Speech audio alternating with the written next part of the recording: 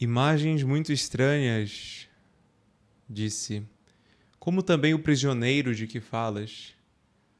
Parecem-se conosco, respondi. Com estas palavras, escritas por Platão no livro 7º da República, Sócrates mostra a Glauco, um de seus discípulos, o que é necessário para que entendamos o que significa educação. E podemos falar o que significa a educação clássica, o que significa educação liberal, o que significa educação liberal, católica. Qualquer adjetivo utilizado depois de educação, se se trata da verdadeira, é necessário para que entendamos o seu significado, em primeiro lugar, de duas coisas. Entendermos quem são os seus destinatários e também o que significa o ato mesmo de educar. Quanto a quem são os seus destinatários, nós respondemos, são seres humanos, né? E é a eles que Sócrates se referia quando começa a tratar, no livro 7º da República, da alegoria da caverna. Alegoria, etimologicamente, significa falar algo de outra forma. Mas sobre o que Sócrates queria falar quando começa a explicar a alegoria da caverna a Glauco? Sobre a alma humana, ou melhor, nas palavras de Sócrates, a natureza humana, estando ou não educada, sendo educada ou não. O termo a educação utilizado por Sócrates é paideia, termo muito conhecido por alguns. Mas a sua definição, isto é, um enunciado que expressa o que significa, não é tão claro. Há tantos outros. O enunciado filosoficamente preciso pode não ser também tão esclarecedor assim, do ponto de vista de apresentarmos uma imagem clara a muitas pessoas, a partir da qual elas saberão o que fazer de agora em diante. Mas talvez uma imagem criada literariamente seja mais expressiva. Imagem essa que tem a ver com a etimologia da própria palavra educação. Mas antes de adentrarmos esse ponto, é preciso ter em mente alguns pontos sobre o que não é a educação, ou melhor, como não começar, o que não fazer no começo de uma investigação que busca esclarecê-la. Não devemos somente repetir alguns jargões como a educação clássica ou a educação liberal ou a educação liberal católica é aquela que conduz ao bem, ao belo e ao verdadeiro. É verdade, ela conduz ou busca conduzir o discípulo, mas isso não vai nos ajudar tanto, até porque esses três termos referem-se a realidades que são abrangentes demais, na lógica o chamamos dos transcendentais. Precisamos de algo mais específico, algo mais claro. A educação é uma obra. Nós estamos a fazendo, a desenvolvendo, né? Ou melhor, conduzindo alguém para que a obra educacional se realize. Além disso, somente falar que o termo educação advém da palavra ex ducere, ou o verbo educere, talvez não seja tão claro para outras pessoas. Se aprofundarmos nesta analogia, talvez sim, né?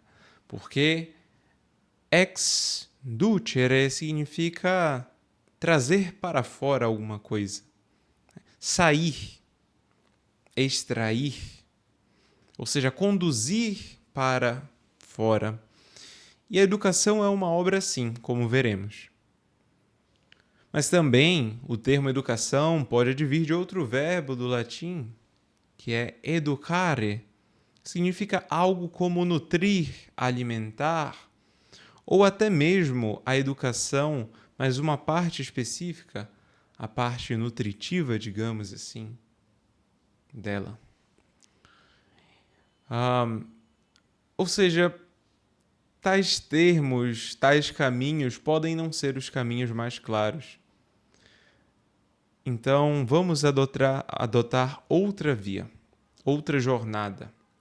Até porque entender uma realidade tão importante e abrangente ao ser humano não é algo que pode ser feito por meio de um vídeo só.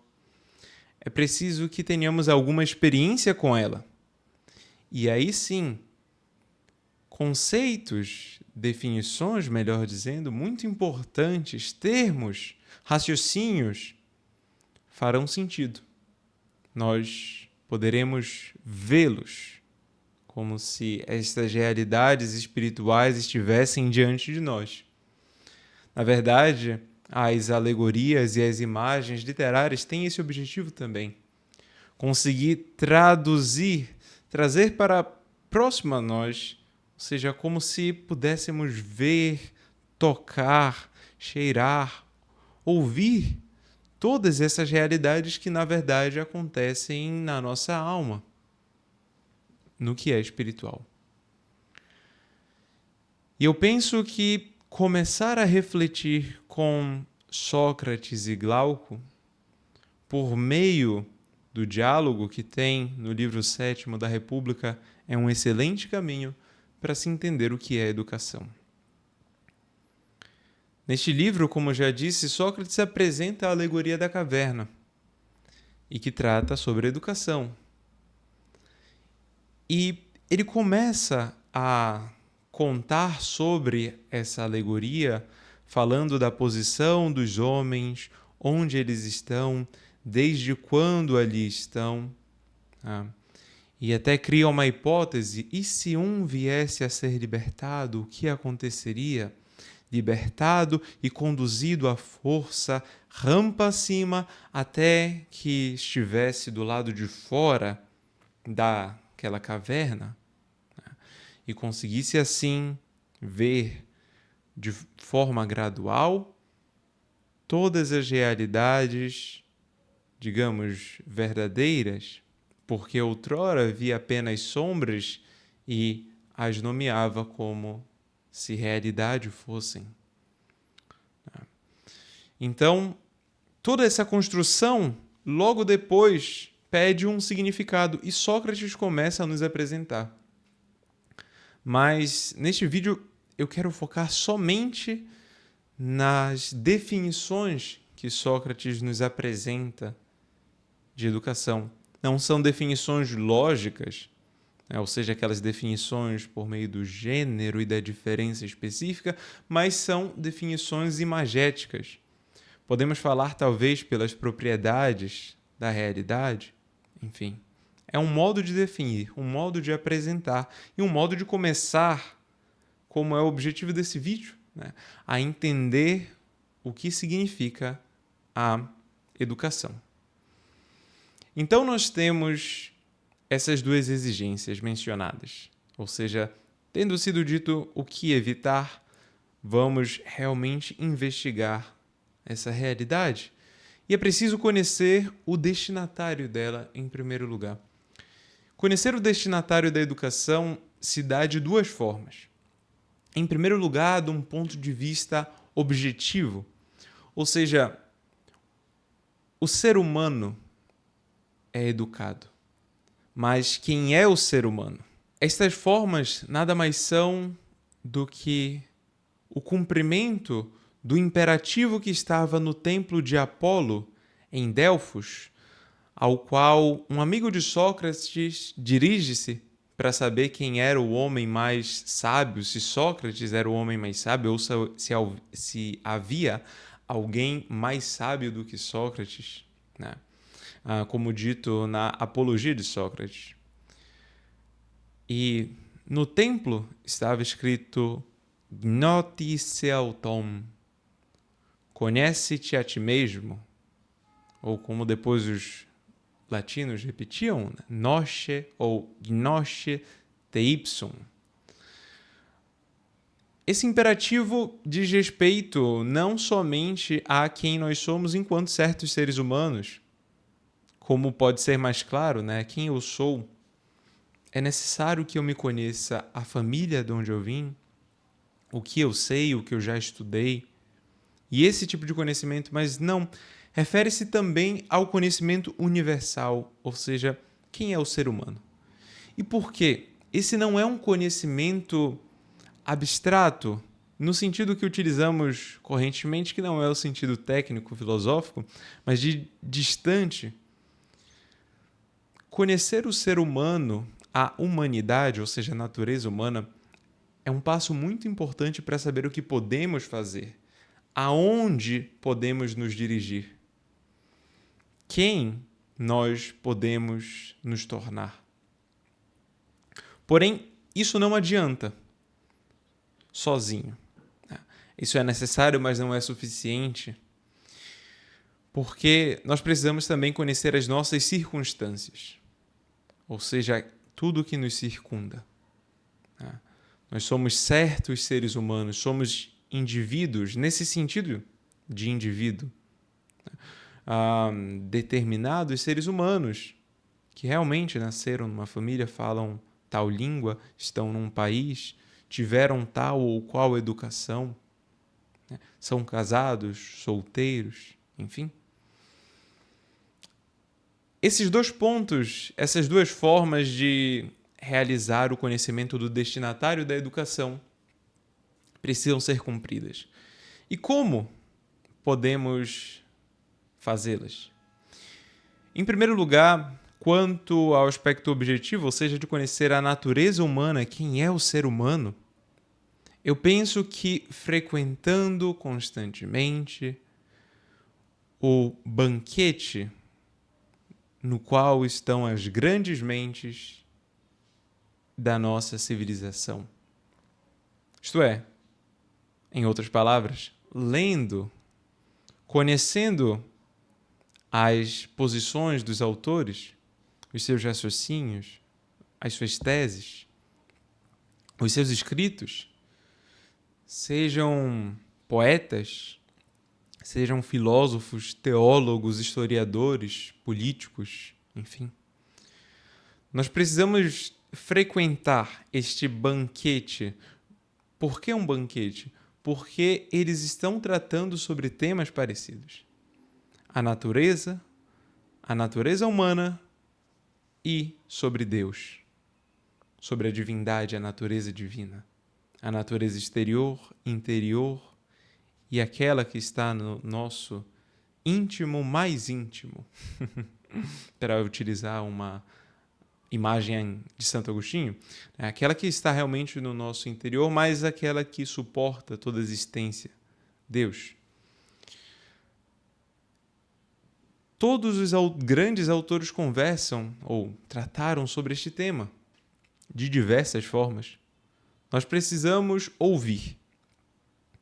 Ou, para utilizar aquela outra imagem do Bernard de Chartres, um filósofo do século XI, precisamos subir em ombros de gigantes, porque nós somos somente anões. Mas estando nestes ombros podemos ver mais e mais remotamente, porque estamos usurpando, ou melhor, aproveitando da altura desses gigantes. Então, nós não podemos nos furtar dessa obrigação, a dedicação ao estudo com alguma ordem. Tá? Uma ordem das disciplinas, tendo alguém para nos conduzir ao longo deste caminho. Sempre repito nos meus cursos de, por exemplo, introdução à vida intelectual. É preciso de ordem nos estudos, uma ordenação das disciplinas, uma condução por alguém que já passou por esse caminho e que pode nos ajudar. Esse frequentar, nós podemos, os banquetes, né? Nós podemos falar também do ponto de vista, para não utilizar mais uma imagem filosófica, mas uma imagem poética, nós precisamos clamar, pedir o auxílio das musas, as filhas da sabedoria e da memória, repetir, ecoar com Homero, Menin neaide thea, canta-me a cólera, ó deusa. Não somente a cólera, canta-me a virtude, canta-me o amor, canta-me a realidade humana, divina. Ou seja, relembra-me, faz com que eu veja. Também, andra moyenne pe musa. Musa, conta-me sobre o homem. Ali é um homem específico, o homem astucioso, certo? Mas o Odisseu, essas são as palavras da Ilíada e da Odisseia, as palavras introdutórias. Ou ainda na Eneida, com Virgílio, Musa mihi causas memora. Relembra-me das causas, né? Ó Musa. Ou ainda com o Dante, ó Musa, ó alto ingenior maiutate. Ó Musa, o alto engenho. Neste momento, ajuda-me. Enfim, como os grandes poetas falam, né, nós também precisamos buscar este caminho de pedir o auxílio. Pedir o auxílio dos grandes, pedir o auxílio do nosso intelecto, da nossa memória, dos mestres. Assim nós conheceremos o aspecto objetivo do ser humano em suas potências, na sua existência e depois em suas potências, como desenvolvê-las objetivamente, mas também o aspecto subjetivo, escrevendo sobre as nossas vidas, as nossas impressões, os caminhos que fazemos mentalmente para concluir certos pontos, com um exame de consciência diário, um exame de consciência ao modo de Santo Agostinho nas Confissões, diante de Deus, diante de nós, perguntando aos nossos amigos sobre nós mesmos e aceitando humildemente, vendo-nos quem somos, não nos colocando no centro das coisas, pois assim as nossas imperfeições tomam o lugar, tomam a nossa visão e nós não conseguimos nos enxergar. E por que esses dois aspectos? Porque sem eles nós não temos parâmetros, nós não temos um guia seguro para a educação, tampouco temos um conhecimento sobre quem é a pessoa que precisa ser educada.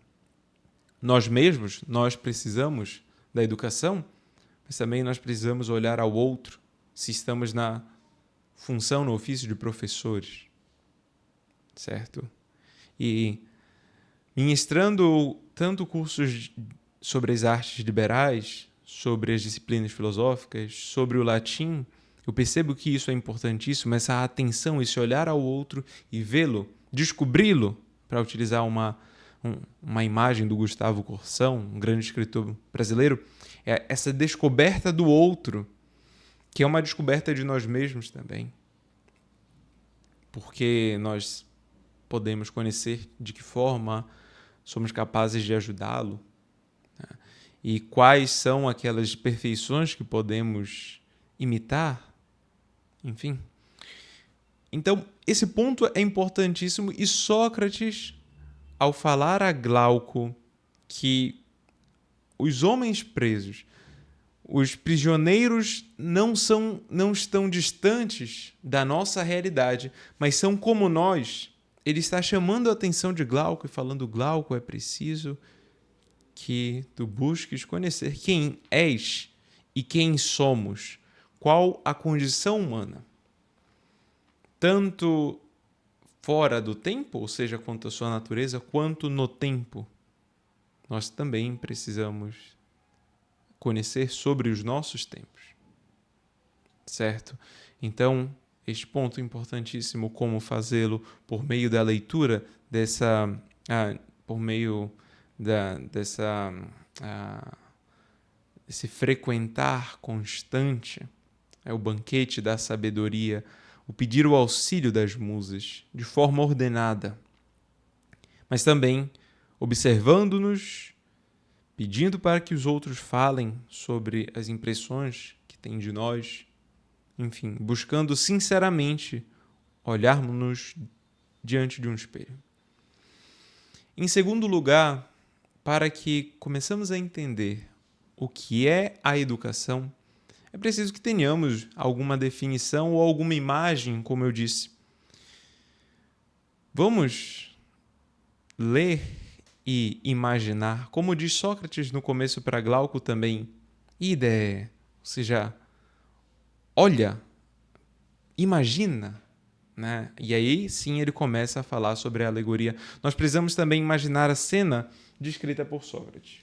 Então, para isso, eu vou ler algumas passagens da República de Platão. Estou utilizando a tradução do Carlos Alberto Nunes, editado pela UFPA, a minha universidade, onde fiz o meu mestrado em filosofia, e que possui essa bela edição bilíngue das obras de Platão.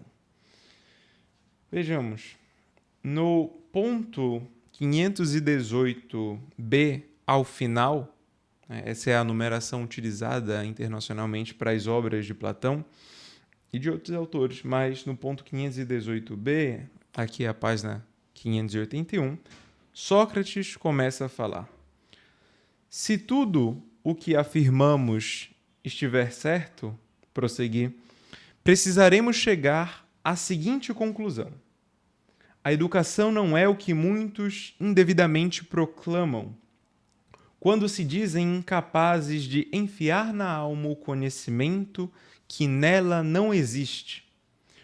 E aqui a imagem. Como poderiam dotar de vista a olhos privados de visão? Colocar a vista, ou seja, a ação de ver, né? Ou a capacidade de enxergar a olhos que estão privados da visão. É realmente o que afirmam, respondeu. Ou seja, o Glauco concorda. No entanto, continuei, nosso argumento vem provar que essa faculdade é inata à alma. Em primeiro lugar, Sócrates trata de uma noção de educação que é esse colocar a vista em olhos privados de visão. Como se o aluno não tivesse uma faculdade, mas o professor fosse capaz de enfiar o conhecimento, de pôr dentro da mente do aluno todo o conhecimento. De alguma forma, abri-la e colocar tudo lá dentro. Né? Como se pegássemos uma jarra e colocássemos a água. Mas não é essa a mensagem de Sócrates. Sócrates busca defender, pelo contrário, outra posição. Ou seja, a posição de notar que já existe uma faculdade inata às almas, a qual precisa ser desenvolvida. E ele continua. Nosso argumento vem provar que essa faculdade é inata à alma, como também o órgão do conhecimento. E, assim como o olho não pode virar-se da escuridão para a luz, sem que todo o corpo o acompanhe, do mesmo modo, esse órgão, juntamente com toda a alma, terá de virar-se das coisas perecíveis até que se torne capaz de suportar a vista do ser e da parte mais brilhante do ser, da existência, da realidade. A isso damos o nome de bem, não é verdade? Certo. Assim, prossegui, a educação não será mais do que a arte de fazer essa conversão, né? Periagogê, que é realmente conversão, se verter-se para um outro lugar, de encontrar a maneira mais fácil e eficiente de consegui-la, né? Buscar, educar de forma fácil, de forma eficiente, é o que todo professor quer, não? não é a arte de conferir vista à alma, pois vista ela já possui. Mas, por estar mal dirigida e olhar para o que não deve, a educação promove aquela mudança de direção. Então, enxerguem também estas imagens. Sócrates nos dá um conselho valoroso, um conselho que merece ser lido e relido várias vezes ao longo de nossas vidas.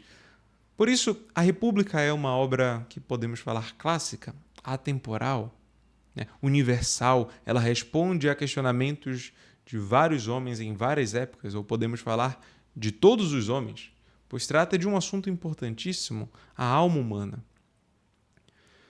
Mas essa distinção na qual eu estou me aprofundando e quero que vocês entendam é fundamental para que entendamos a nossa situação hoje diante da educação, ou seja, por que ela está em declínio, por que o sistema educacional está em declínio. A educação continuará sendo possível de ser feita, mas nós precisamos, como eu disse, em primeiro lugar, conhecer o seu destinatário do ponto de vista objetivo, do ponto de vista subjetivo. E também entender que há uma distinção entre o que correntemente entendem por educação. Ou seja, a educação não é essa conferência, essa doação de uma capacidade. Na verdade, é o aperfeiçoamento desta capacidade. Nós precisamos entender, então, quais são os meios mais interessantes para aperfeiçoá-la. Aí, neste momento, surgem as discussões sobre os currículos.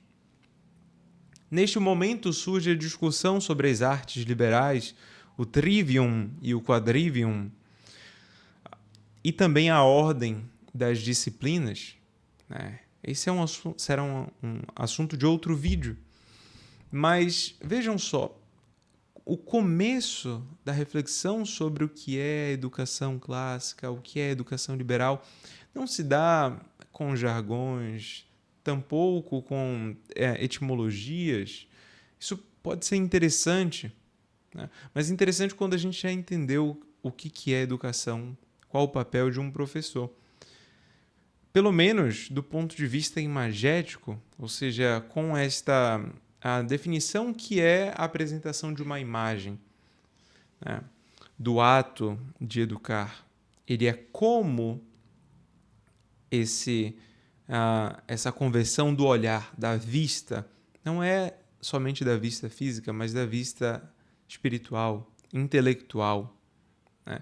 Mas o corpo todo que se converte, ou seja, ele começa a dirigir-se, o homem como um todo começa a dirigir-se a outro padrão de existência, o qual adquire, em primeiro lugar, as habilidades necessárias, as artes, os instrumentos necessários para o conhecimento de qualquer disciplina, de qualquer objeto tratado por uma disciplina.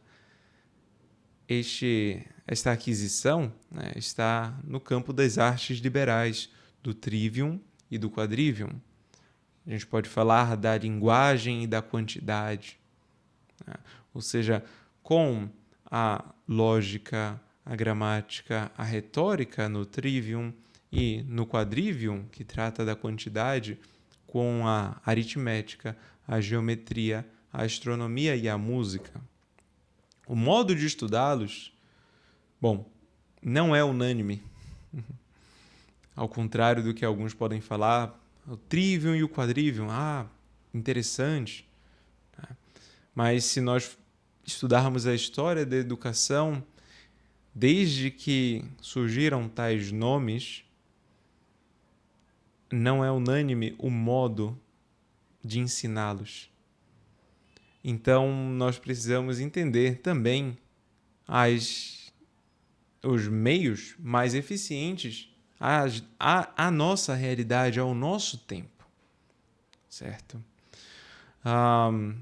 Por isso, eu gostaria de deixar uma última mensagem, um último alerta, né, que diz respeito a não tomar tais disciplinas ou a ordem das disciplinas como se fosse algo claro, o modo de ensinar como se fosse algo claro.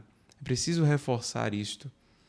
Quando nós estamos falando sobre educação clássica, ainda que os princípios sejam claros, entendimento sobre o ser humano do ponto de vista objetivo, subjetivo, a existência de disciplinas que nos preparam para o entendimento de outras mais avançadas. Tais princípios são bem claros, né? A educação entendida como condução, mas vejam que o modo, ou seja, como exatamente eu vou ensinar a lógica, a gramática, a retórica, eu as ensinarei por meio de aulas expositivas somente, mas elas não são artes que necessitam dessa ação, dessa atuação humana. Além disso, quando passamos ao quadrivium, qual a relação entre o quadrivium e as descobertas das ciências no sentido moderno, contemporâneo? Então, todos esses problemas precisam ser solucionados de alguma forma por aquele professor que busca guiar os alunos neste caminho. Não basta somente pegar um livro com o nome Trivium ou Quadrivium e falar toda a doutrina está aqui, este é o modo que deve ser ensinado, pelo qual as pessoas devem aprender. Não funciona assim. A gramática pode ser ensinada enquanto uma gramática especulativa, enquanto a memorização de regras ou enquanto a leitura de autores, enquanto o conhecimento da língua latina, da língua grega. Então, há diversos modos pelos quais nós podemos fazer isso e nós precisamos esclarecer. E os alunos precisam ter a clareza de qual é esse modo, qual é o ponto de partida, o ponto de chegada, como isso se dará, por que se dará assim. Os professores precisam explicitar todos esses pontos, certo? Do contrário, o que teremos?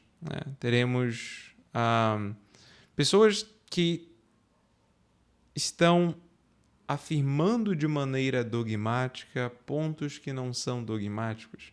Dogmáticos aqui de modo análogo, é claro. Como se fossem pontos consensuais.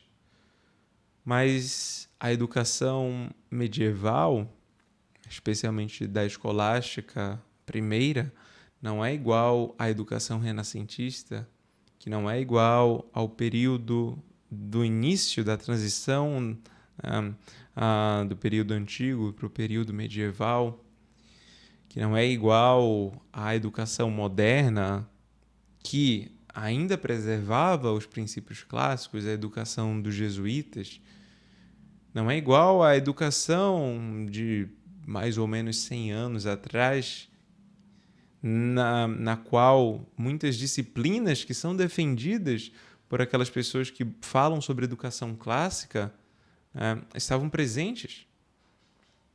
Isso precisa ser reconhecido, ou seja, a história da educação, como isso foi feito, e ainda que não de modo inicial, mas cuidado com esta aparência de consenso sobre pontos que não são consensuais. Na verdade, é de se exigir uma honestidade intelectual sobre eles, para que os professores possam falar o porquê fazem dessa forma. E não somente eu faço assim porque sempre foi assim. A educação sempre foi assim. Chegando no nosso século, as coisas acabaram. Isso é uma mentira. Isso é uma falácia. O próprio estudo da língua latina, da língua grega, se alterou muito ao longo do tempo. Certo? Então, esses outros pontos precisam estar na mente de todos aqueles que começam a refletir sobre esses assuntos. Por meio do livro 7º da República de Platão, nós temos esta imagem da caverna, a partir da qual Sócrates, então, retira duas definições de educação, contrapõe uma à outra, afirmando que a primeira, que havia sido apresentada na República alguns livros atrás, não é satisfatória a noção de educação enquanto essa condução, né? Pois, pela primeira, parecia que o professor era capaz de inserir a inteligência no aluno e não que o aluno, guiado por um professor, ou seja, com alguns conselhos, fizesse esse giro axial, essa conversão da alma, da visão da alma para a verdade. E aí sim, a verdade é alcançada por meio de várias disciplinas, as quais são propedêuticas, e aqui Sócrates vai até ele propõe o currículo do Quadrivium, por exemplo, né, no próprio livro sétimo, e tratando, a gente pode falar, né, de algum modo sobre o Trivium ao longo da República, mas não, embora não com estes nomes, né. Então, Sócrates, tendo apresentado essas duas definições, defende uma que é a educação como condução, como conversão. E o mestre consegue guiar o discípulo, mas o discípulo precisa andar com as próprias pernas. Ele precisa fazer o caminho. Por isso que esse modo de estudar a educação clássica, como se fosse, ou seja, imitando o modo acadêmico universitário de estudar algo, é um método fracassado, porque as artes não são ensinadas por meio somente de aulas expositivas, elas precisam de treino por parte dos alunos. E correção, acompanhamento, né? Isso se dá com o latim. Eu vejo isso com meus alunos, se eu não os acompanho, se eu paro de acompanhar algum, né? Seja na aula, seja fora da aula, a língua, o aprendizado se torna mais difícil. A língua se torna mais distante. Mas quando começo a acompanhar e mando mensagens constantes e consigo conversar e ter reuniões fora das aulas, enfim, e colho as impressões, o aprendizado começa a fluir. O mesmo com a filosofia, com as artes liberais, certo? Então, tenhamos esse ponto em mente, este conselho socrático. Além disso, e para bem compreender qual é o significado dessa alegoria, essa fala com outras palavras, precisamos entender quem é o ser humano na sua natureza. Ele é alma e corpo. Quais são as potencialidades da alma humana, do corpo humano, né? Como elas se relacionam, o que pode o homem conhecer? Ele desenvolve-se por meio de tais hábitos que são do intelecto, mas como ele os busca? Né? O que é necessário para poder compreender isso de modo profundo? Então, esse é uma exigência e também a exigência de entender quem somos. Com esses dois pontos, nós podemos começar realmente um caminho a ser trilhado para o entendimento da obra educacional. Como buscar essa educação para nós, para os nossos filhos, para as pessoas que estão ao nosso redor, os alunos, né? E, dessa forma, conseguir alcançar o ideal da educação clássica, o ideal da sabedoria, né? Entender a sabedoria humana e divina das coisas, o conhecimento das coisas humanas e divinas, né? Como foi dada certa vez a definição sobre o que era filosofia, e dessa forma conseguir também conseguir também combater o grande problema da crise educacional na qual vivemos. Não basta falarmos da crise, é preciso que tenhamos também armas para combatê-la. Muitas instituições estão ruindo. A institutio, isto é, outro nome para a educação, está ruindo no sentido de sistema educacional. Mas precisamos buscar o que fazer. E o que fazer já, o que fazer agora. E um dos meios para começarmos, né, ou um dos requisitos necessários para isso, é entendermos o que é a obra educacional. E para isso, basta iniciar pelos conselhos dados neste vídeo.